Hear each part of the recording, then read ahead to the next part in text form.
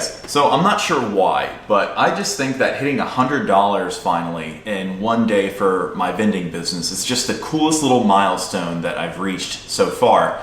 So when I got this location, it was from a vending machine company that sells machines, and along with sometimes locations. If somebody, say, retired and they gave back the location, or they just forfeited the location, there's actually a lot of money in selling locations and picking up locations and selling them right away, or keeping it for yourself, or what have you.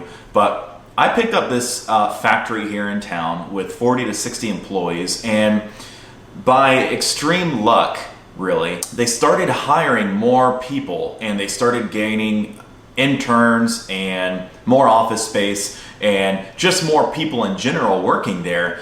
And what was once if I can check it right now, back in August there, $737 turned into, let's see, December 1442, January 1467. That's pretty awesome for something that completely doubled in sales revenue.